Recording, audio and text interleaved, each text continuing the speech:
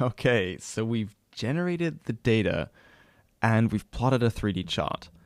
Now, before we run our gradient descent algorithm, we're going to have to calculate the slope or the gradient on all the different points on our chart. We're going to have that down. Because remember, the gradient was what told us how far away we were from the minimum. The steeper the gradient, the further away we were, and the higher our cost in our wonderful 3-step machine learning process. Now, previously, our cost functions were a bit more simple, right? All we had to do was apply our power rule and work out our derivative function. But for our cost function in example 4, that's not going to be enough. And the reason for this is that this function is a little bit more complex. Before, we only had a slope in one dimension, the x dimension, but this time we've got a slope in 2 dimensions because we've got 2 parameters. We've got the x and the y. And not only that, our functional form is a little bit more complex as well. We've got a fraction, we've got exponents. It's getting a little bit more complex to do the derivative here. It's not such a simple process. And this is a little bit of a preparation to the kind of pretty hairy cost functions that you might encounter going forward. A lot of those come from statistical theory, and they're definitely a lot more involved. So what I want to show you in this lesson is how you can tackle quite complex cost functions without having to work everything out by hand. So as I said before, this time around we've got a y and we've got an x, and we're optimizing our cost across 2 parameters. Just because the y is low doesn't mean that the cost is low, right? And this makes sense if you think about it. Looking at this graph, just because we've got a low y doesn't mean that the x is low as well. We have to pick both an optimal x and an optimal y. And this means working out 2 slopes, a slope for each parameter. And to calculate the slope, we're going to calculate the partial derivative. Now, what's a partial derivative? It's taking a derivative of a function with respect to one of the variables and holding the other one constant. So if we're taking the partial derivative with respect to x, then we're holding y constant. That way we get the gradient in the x direction. And the way we're going to go about this is I'm going to show you how to calculate a partial derivative using symbolic computation in Python. So back in our Python notebook, at the bottom, let's add a couple of cells, and then the very first one we're going to change to Markdown, and we're going to add a section heading here. This section heading is going to read partial derivatives and symbolic computation. Now the question is, what does a partial derivative actually look like, and how do you work it out? Well, if you remember your high school maths, then this isn't going to be a problem for you. You're going to be looking at this function right here, and you're already going to be writing out the partial derivatives for it. But on the other hand, if you're a bit rusty with your calculus, or you simply want to check your work, let me show you some alternative ways that you can solve this mathematical problem. The first approach is being a little sneaky and typing the words derivative calculator into Google to find an online derivative calculator that will solve this for you. And I have to say, this is actually a pretty good idea. So there's a couple of really good ones out there. You'll get a lot of results. I checked a couple of them out. One I quite liked was SymLab. So this is a pretty decent one. So in every single one of these websites, you're going to get some text box here where you have to enter your equation. So ours was 1 divided by 3, and then it was to the power of minus x to the power of 2 minus y to the power of 2. So you're going to be typing this in, and it's going to be 1 divided by 3 to the power of minus x squared minus y squared, And then you got to make sure on this particular website that you go back down outside of the exponent and then put +1 here.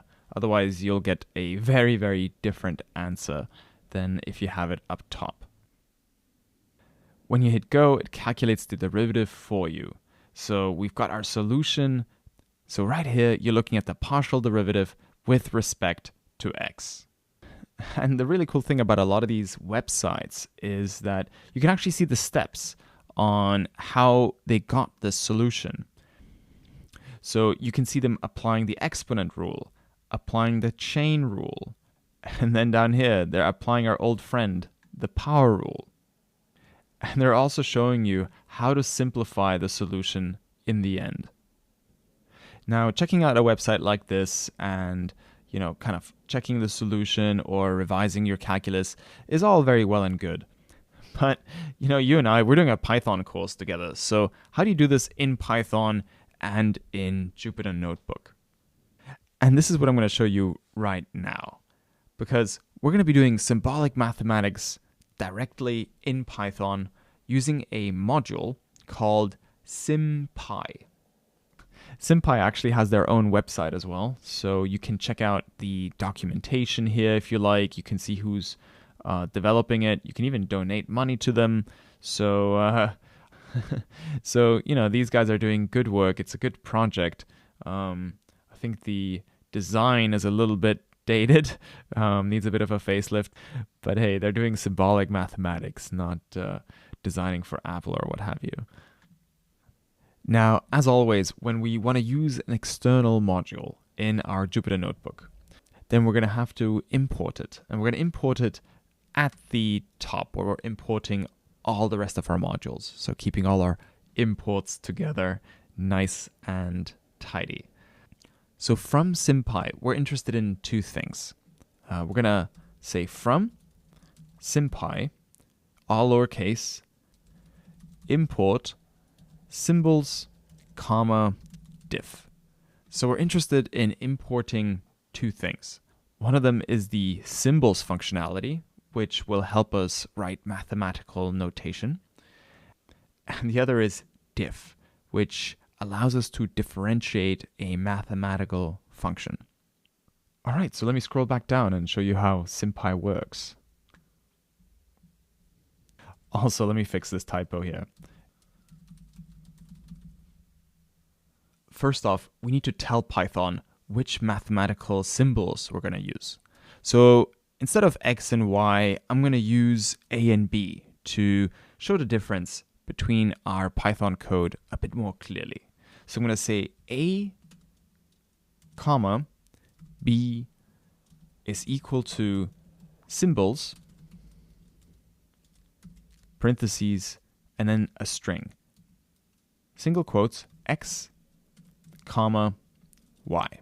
By writing this line of code, we're telling Python that a stands for x and b should stand for y in the code that we're going to be writing next. Now I realize this sounds a little bit confusing, so I'm actually going to print out our function as it is below our cell using this notation. So I'm going to say f of a comma b and hit shift enter. Now if you see the error symbols is not defined, then you've got to hit shift enter on our import cell. What you should see instead is this. You should see that Python now recognizes our function as a mathematical function, and it's substituted x and y for our a and b arguments. So we can see here that thanks to SymPy, a and b are now treated as the x and y in our function. And Jupyter Notebook now understands how to work with this function as we would do with a mathematical equation. So let's work out the partial derivatives using the diff function. So let me wrap this in a print statement. I'm going to say print and then single quotes. And in those single quotes, I'm going to say our cost function f of x, y is, and then that's going to be the end of the string, comma, f of a and b. So I'm going to put this in a print statement, and I'm going to add some more print statements below, because we can now work out the partial derivatives with this diff functionality from SymPy. Because we've imported it above, it's very, very simple to call. It's diff parentheses f of a and b, and then you have to provide a second argument to this. You have to say what you're differentiating with respect to. So if we wanted to differentiate with respect to our first parameter, then we would differentiate with respect to a. Hitting Shift Enter, we see that this here is the same partial derivative that we got from using one of the online derivative calculators. So let me put that in a print statement as well. So I'm going to say print, single quotes, comma, and in those single quotes I'm going to say partial derivative with respect to x is, and then have the output that we just had here, and then close the parentheses at the end and hit Shift Enter. So now we know how to work with our cost function and how to work with our partial derivatives. And this brings us to our next point. How do we calculate the cost at a particular point in our function? For that, we need to evaluate our function. So we need to substitute the particular x and y values, right, like 1 and 1.5 or what have you, into our function. The SymPy module gives us this ability through another function, namely evalf, evaluate function. So here's how you would use it on our cost function. I would have f of a and b dot eval f, and then parentheses. And in those parentheses, I can substitute the values at which point I want to evaluate the cost. So I would say subs is equal to, and then curly braces, a colon 1.8 comma b colon, and then say 1.0. Then close the curly braces, close the parentheses for the evaluation function, and then hit Shift Enter. And what you should see is that the cost at this particular point is approximately 0.99. If I take a look at our graph, and I take a look at where x 1.8 and y 1 is, it's around here, and going up, I'm at around 0.99 on the z-axis. Okay, so that's pretty useful. The only thing that's a little bit new is this notation right here. This is Python code that we haven't quite seen before, because we've got these curly braces, and then inside we have two values, a and b, separated by a comma, and then we set the values with colons. So a gets the value 1.8 and b gets the value 1.0. So this notation with the curly braces together with the colons is the Python notation for giving both a and b a value at the same time. The specific term for this is a Python dictionary. We've got a key value pair. A is the key and 1.8 is the value. And then we've got another key value pair here. B is the key and 1.0 is the value. Now, if you're coming from another programming language, a dictionary might have been referred to as an associative array. And it's very similar to an array, really, but instead of kind of grabbing a particular value by an index, by a number, as we have done with our array, say getting the first one or getting the second one, in this case, we are working with a key. So it's like our index has a name. And the reason they're called dictionaries is because they pretty much work like real dictionaries. If you have a word, say bug, then that's the key. And if you have the definition of this word, an unintended behavior or defect in a program that causes it to crash or malfunction, then that's the value. And that's it. That's the dictionary data structure in a nutshell. You can always spawn it with the curly braces and the keys separated from the values by a colon. All right, so now that I've printed out the cost for our cost function at a particular point, I'm going to wrap this in a print statement again. I'm going to say print, single quotes, comma, and in the single quotes, I'm going to write value of f of xy at x equals 1.8, y equals 1.0 is, and then I'll have the rest of our print statement like this, and I'll finish it all off with a parentheses at the end. I'm going to split it out over 2 lines like this so it's a bit more easy to read. I'm going to hit Shift Enter and evaluate this cell again. Now, as a really, really quick practice, I want to give you a challenge. Namely, can you evaluate the value of the slope with respect to x at this very, very same point at 1.8 and 1? And can you print out this value, the value of the partial derivative with respect to a at 1.8 and 1 in the cell? I'll give you a few seconds to pause the video and figure this out. All right, so here's the solution. Once again, you're going to be working with the eval_f functionality. But in this case, we're not going to be evaluating the cost function. We're going to be evaluating the partial derivative. So we can say diff, diff, open parentheses, f of a and b, comma, and then we have to say, if we want to evaluate this function with respect to a or to b, we're going to say a, and then we're going to close the parentheses for our diff. So this is our partial derivative.